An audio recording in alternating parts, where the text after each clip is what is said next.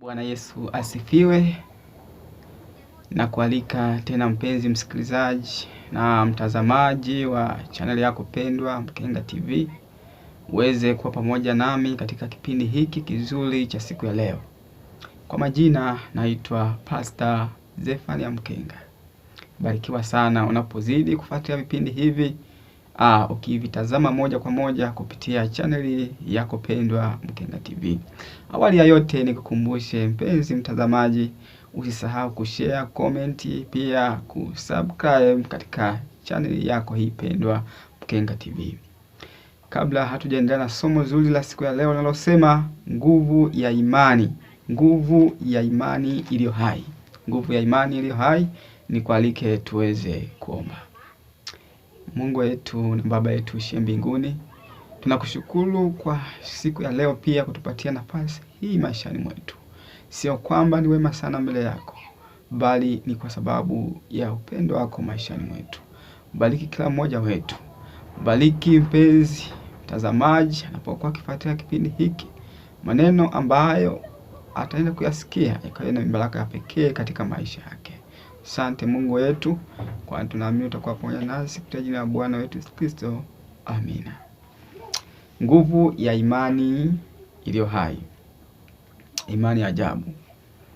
Hata alipoingia Kapernaum, akida mmoja alimjia akimsihi.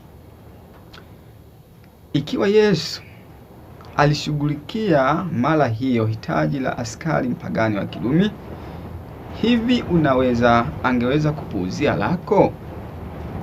Hapa tunapata kisa cha akida mmoja ambaye aliuguliwa sana, na kilichotokea tunaposoma katika Injili ya Luka, baadhi ya wazee wa Kiyahudi walitumwa kumwomba Yesu aende kumponya mtumishi wa akida kwa sababu alikuwa na hali mbaya.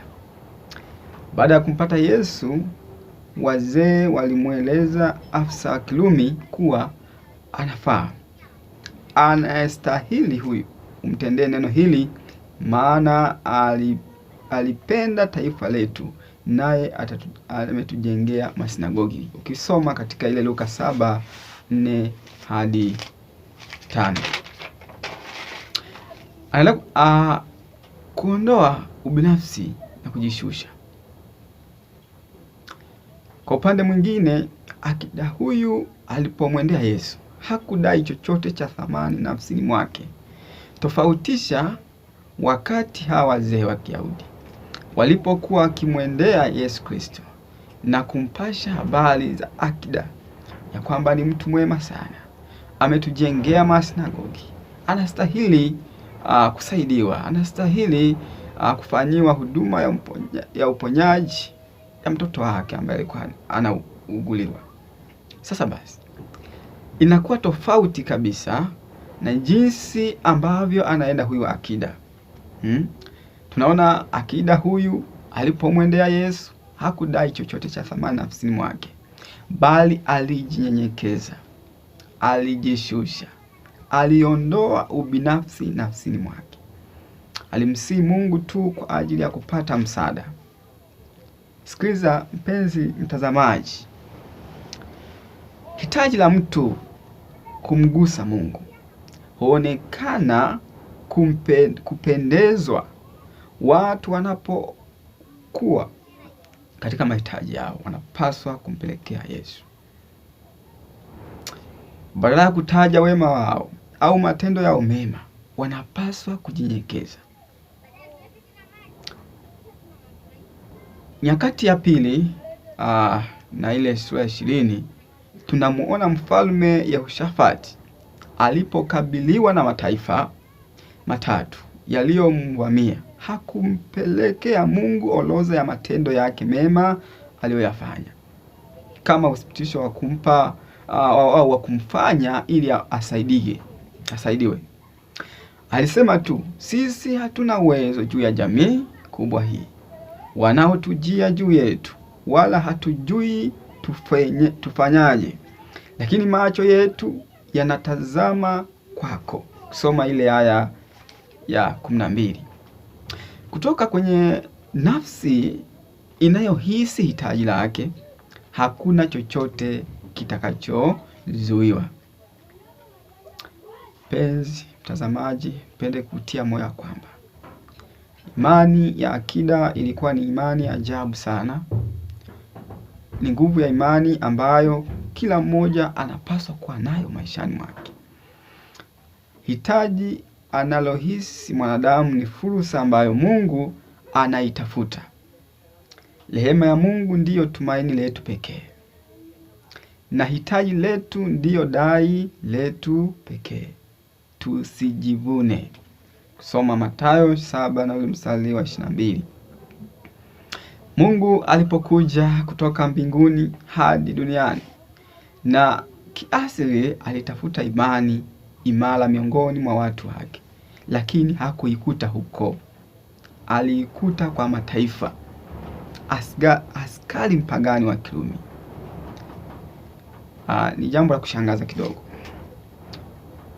Mungu akutie nguvu mpenzi mtazamaji. Mungu anitie nguvu, atutie nguvu sote kwa pamoja, ili tuzidi kuwa na imani kama imani ya akida.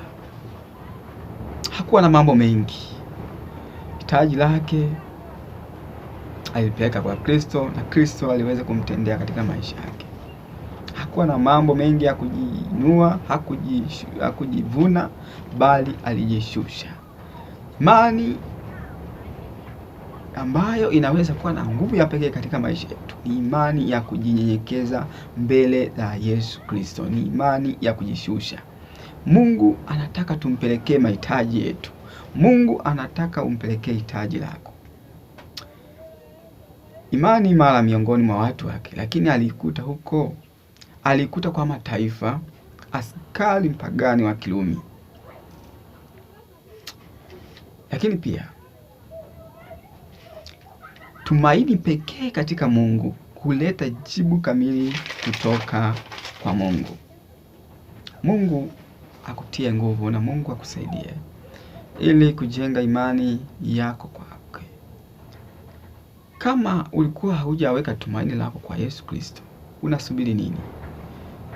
Nipende kutoa wito wa pekee siku ya leo kwamba yatoe maisha yako kwa Yesu Kristo. Jenga imani yako kwa Yesu Kristo, naye yuko tayari kukutendea hitaji lako. Haijalishi umetenda mengi kiasi gani, haijalishi umemkosea kwa kiwango kikubwa, lakini yeye yuko tayari. Kikubwa ni kujitoa kikamilifu, kujinyenyekeza mbele zake, naye yuko tayari kukusaidia na kukutimizia mahitaji yako. Akida anaenda kwa Kristo kujishusha na kujinyenyekeza, naye anamtimizia hitaji lake. Naye anaenda kumtatulia shida yake. Anaenda kumponya mgonjwa wake. Mgonjwa wake anapokea uponyaji.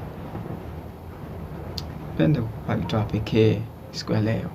Yatoe maisha yako kwa Kristo. Tunaishi katika ulimwengu ambao hauna matumaini. Umejaa huzuni, umesukwa, umevunjika. Lakini tumaini la pekee lipo kwa Yesu Kristo. Yatoe maisha yako leo kwa Yesu Kristo, nawe utabarikiwa. Mungu akubariki na Mungu akutie nguvu. Nikutakie siku njema. Tunapoenda kumalizia somo hili, nikualike tuweze ufumbe macho yako ili tuweze kuomba. Mungu wetu na Baba yetu uliye mbinguni, asante kwa somo zuri mchana wa leo. Tubariki kila mmoja wetu. Bariki mtazamaji, umpatie imani ya pekee na yenye nguvu katika maisha yake. Umpatie imani ya ajabu, aweze kuweka tumaini lake kwako, na siku moja Mungu wetu uweze kumsaidia kwa namna ya pekee, na aweze kulisifu na kulitukuza jina lako. Asante Yesu kwa sababu ni mwema, nasi tumeomba na kuamini kupitia jina la Bwana wetu Yesu Kristo. Amina. Mungu akubariki sana mpenzi mtazamaji. Karibu tena katika